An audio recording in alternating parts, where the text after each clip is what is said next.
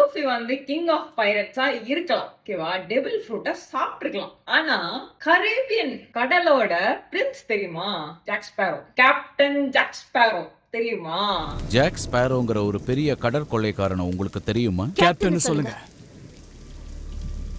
Captain Jack Sparrow. Captain Jack Sparrow.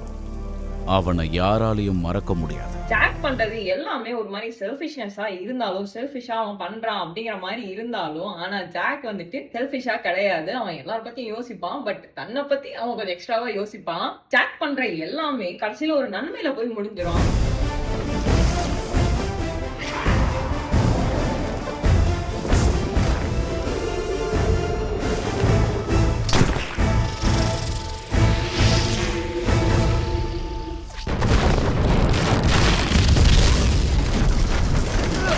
தப்பான வழியில போற மாதிரியே இருக்கும், ஆனா கரெக்டா பண்ணுவான். அவங்களோட மனசு அவனுக்கு புரிஞ்சிரும். சோ அவன் வந்து ஒரு people, according to people common sense அப்படிங்கறதுலதான் அவன் போவான். அவன் வந்து ரூல்ஸ் ரெகுலேஷன்ஸ்ங்கிறதெல்லாம் தாண்டி ஜாக் ஸ்பேரோ வந்து காமன் சென்ஸோட நடமாடுற ஒரு ஹியூமன் பீயிங்னு வச்சுக்கலாம். நான் தான் இந்த படத்தை பார்த்துட்டு, அதுவும் வந்து தமிழ் டப்ல பார்த்துட்டு இவனை பிடிக்கலன்னா எப்படி?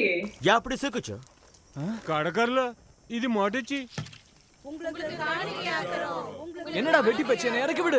இவட பாத்திலோ புல்லு தடுத்தா கூட பல்ட்டி அடிச்சு பல்லு பத்து எகிரிப்போ. அண்ட் நான் ஜாக் ஸ்பேரோ கிட்ட இருந்து கத்துக்கிட்ட ஒரு விஷயம் என்ன அப்படின்னா, நமக்காக நம்ம பண்றது செல்ஃபிஷ்னஸ் கிடையாது. நம்ம டெஸ்டினியை நோக்கி ஓடுறது செல்ஃபிஷ்னஸ் கிடையாது. இன்னொருத்தங்களுக்கு வேணும்னா நம்ம ஹெல்ப் பண்ணலாம், ஆனா அவங்களோட டெஸ்டினி கூடலாம் நம்ம போக முடியாது. சோ நமக்காக நம்ம செஞ்சுக்கிறது வந்து செல்ஃபிஷ்னஸ் கிடையாது அப்படிங்கிறது தான். நீங்களும் உங்களுக்கு ஜாக் ஸ்பேரோ கிட்ட இருந்து இன்ஸ்பயர் ஆன இல்ல உங்களுக்கு பிடிச்ச ஏதோ ஒண்ணு நீங்க கமெண்ட் செக்ஷன்ல சொல்லிட்டு போங்க. பாய்.